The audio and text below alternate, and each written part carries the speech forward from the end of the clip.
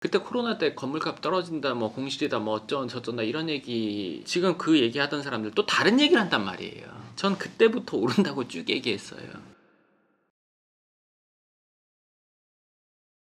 네, 반갑습니다. 황소영입니다. 오늘 영상 질문으로 시작하겠습니다. 네, 소장님. 투자에 대해서 어떻게 생각하시나요? 넌 어떻게 생각해? 저는 필요하다고 생각해요. 나도 그래.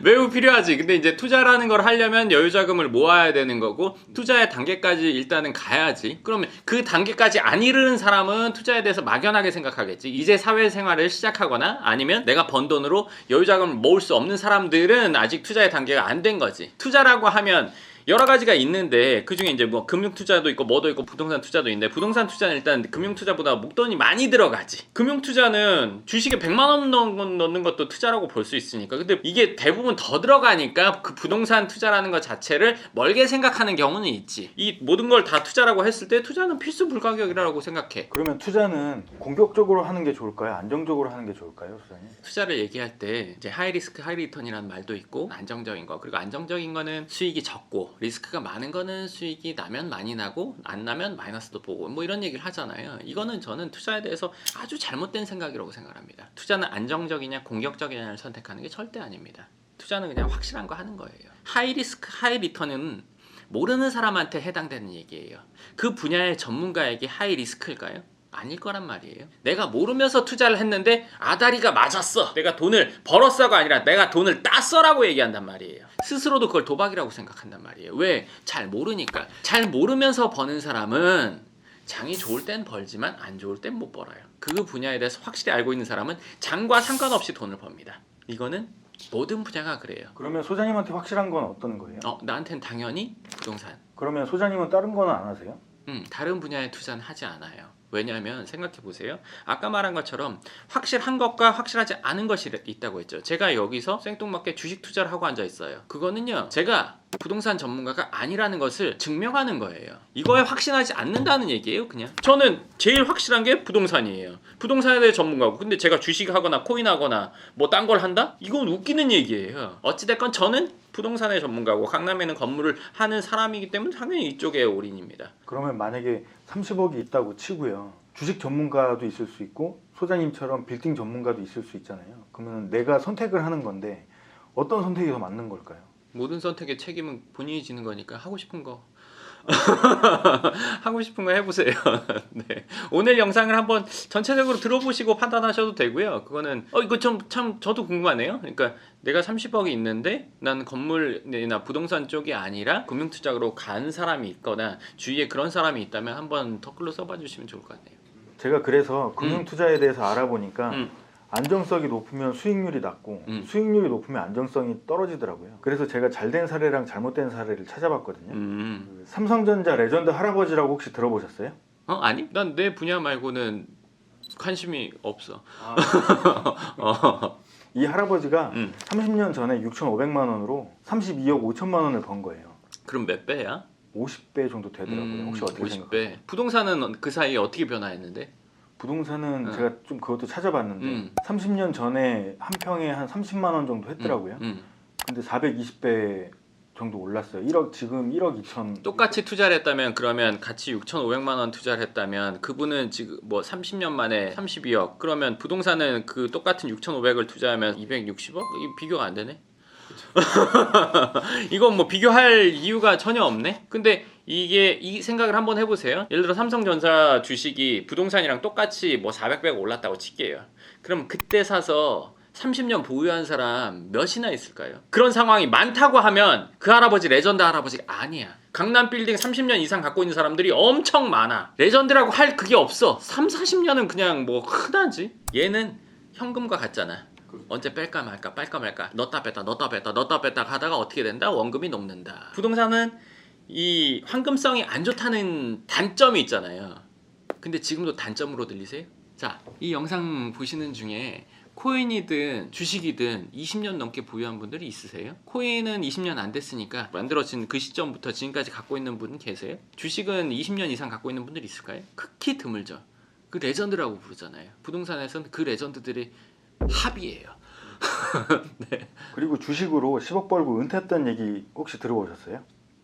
봤지 신문 기사에서. 제가 찾아보니까 길게는 1년 7개월 만에 번 거더라고요. 혹시 어떻게 생각하세요? 좋다고 생각해. 아 좋다고. 근데 그 사람이 투자금이 얼마였어? 4억이었어요 총. 그럼 한 2.5배를 번 거네. 근데 그 기간은 어느 정도 기간이라고 알 수는 없는 거 아니야? 그렇죠. 제가 찾아보니까 그걸 살 수 있었던 시기가 2번 있었는데 1년 7개월하고 2달도 있었는데 그건 아닌 것 같고요. 그건 너무 갑자기 가파르게 오른 거라. 2달이라면 엄청 뭐 대단한 거고 뭐 1년 7개월이라도 대단한 거지 2.5배. 근데 부동산에서로 예를 들면 1년 7개월에 2배 된 사람이 워낙에 많아서 그거를 특별하다고 하기가 어려워. 아주 많았고 2달이라면 아주 이례적인 일이지. 근데 그 부분은 이렇게 생각해. 왜 기사에 났을까? 뉴스 기사는 새로운 것을 알리는 거잖아. 그 직장인 그 분이 10억을 벌고 은퇴했다. 10억을 벌었다는 일 자체가 아주 특이한 일이겠지. 부동산에서는 2.5배 만들었다는 기사 안 나.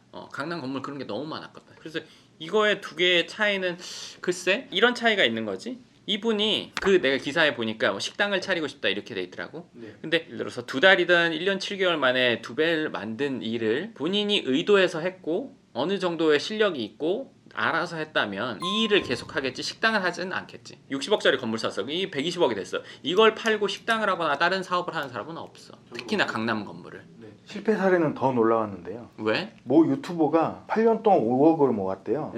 5억을 모았는데 이게 다음 5개월 만에 다 잃어버린 거예요. 코인으로. 근데 이거를 이 친구가 자기 채널에다가 공개를 한 거예요. 이건 혹시 어떻게 생각하세요?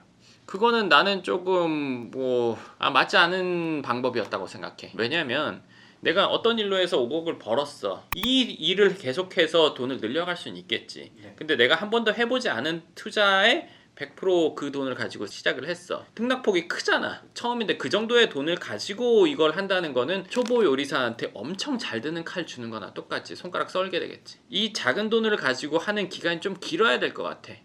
충분히 실력이 있는 요리사가 날카로운 칼을 써도 될 것 같아 하는 정도로 눈 감고도 썰 정도가 됐다 그러면은 해보는 거지. 내가 예를 들어서 뭐 500만원 100만원 이 정도를 가지고 꾸준히 해보다가 뭐 조금씩 늘려야지 이렇게 하다가 된다고 해서 한 번에 늘렸다가는 그렇게 될 수도 있다고 봐. 제가 그래서 부동산 쪽도 좀 찾아봤는데 지금까지는 금융투자에 대해서 알아봤고 근데 부동산 쪽은 연예인이나 스포츠 선수들이 좀 많았어요. 그래서 제가 몇 가지를 찾아봤는데 배우 송승헌 씨는 강남 신사역 부근에다가 150억짜리 빌딩을 샀는데 빌딩이 700억으로 상승하면서 시세 차익만 500억을 갖게 됐대요. 박찬호 선수가 있었는데 이분의 경우는 신사동에 73억짜리 빌딩을 사서 그 건물이 500억이 됐대요. 그래서 400억 넘는 차익을 거두게 됐다고 그러더라고요. 더 많았는데 일부만 갖고 왔어요. 아까 얘기한 것처럼 뉴스는 새로운 거 사람들이 많이 관심을 갖는 거를 기사로 내보내는 거잖아. 이 사람들이 많은 차익을 얻은 게 단순히 기사가 될까? 그 사람이 해서 기사가 된 걸까? 뭐 박찬호가 이만큼 벌었어잖아. 그러면 생각해 보세요. 그 사람들이 산 건물 옆 건물은요? 옆에 옆 건물, 뒤에 건물, 앞에 건물 다 그 정도는 됐을 거예요. 겁나 많다는 얘기예요. 쉽게 말해서. 성공 사례는 연예인만 나오겠지만 보통 사람은 안 나온단 말이에요. 안 나온 수천 명을 제가 만나봤어요. 내가 걸어다니는 길에 건물들이 있을 거 아니에요. 강남에서. 그거 다 주인이 있죠. 그럼 다 그 정도는 벌었다는 얘기죠. 신문에서 볼 수 없지만 실물로 볼 수 있습니다. 네. 제가 그래서 실패 사례도 찾아봤거든요. 부동산에서? 네, 강남 빌딩에 대해서 실거래 내역을 제가 다 조사를 해봤어요. 하루 더 걸렸죠. 오케이. 근데 그렇게 찾아봤는데도 명확한 건 없더라고요. 그러니까 내가 있기 힘든데 생각을 한 거야. 네. 정확하게 예를 들어서 건물로 손해를 봤다. 100억에 샀는데 80억에 팔았다. 이런 기사는 내가 본 적이 없어. 기사뿐만 아니라 실사례도 본 적이 없어. 그거를 찾아보니까 3년 전에 샀던 100억짜리가 지금 250억, 300억 하더라고요. 그때 당시가 코로나인데 당시 공실로 월세를 못 받아서 건물값이 떨어질 거다 이런 얘기들이 많았잖아요. 그때 코로나 때 건물값 떨어진다, 뭐 공실이다, 뭐 어쩐 저쩐다 이런 얘기 사실 찾기도 어려우실 거예요. 유튜브에서 찾아보세요. 그때 건물값 떨어진다는 사람들 많았단 말이에요. 3년이 지났어요.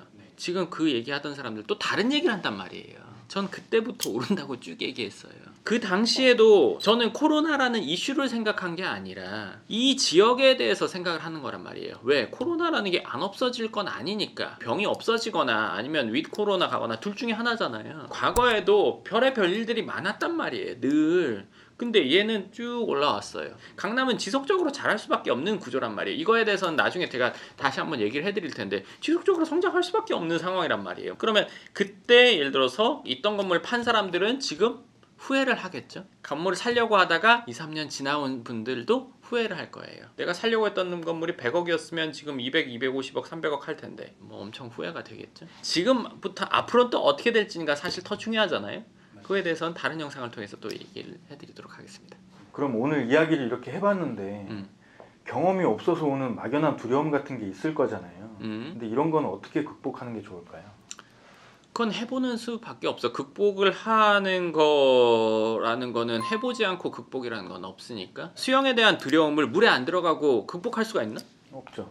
없지. 네. 그거와 마찬가지로 투자는 해봐야 아는 거란 말이에요. 내가 뭔가를 해보겠다고 하면 투자도 하나를 쭉 해야 된단 말이에요. 그럼 이제 작은 금액으로 시작했다 큰 금액으로 가고 어쩌고저쩌고 이렇게 하면서 시행착오도 있고 이렇게 되겠죠. 근데 이 투자의 끝이 결국에는 건물로 간단 말이에요. 저에게 상담 오는 분들, 주식으로 부자 된 분들, 코인으로 부자 된 분들, 사업으로 부자 된 분들, 이 모든 분들이 건물을 살려고 한단 말이에요. 기승전 건물로 가게 되지 기승전 다른 게 있기가 현실 생활에서는 30억 이상 현금이 있으면 건물 말고 다른 데 갈 데가 없습니다.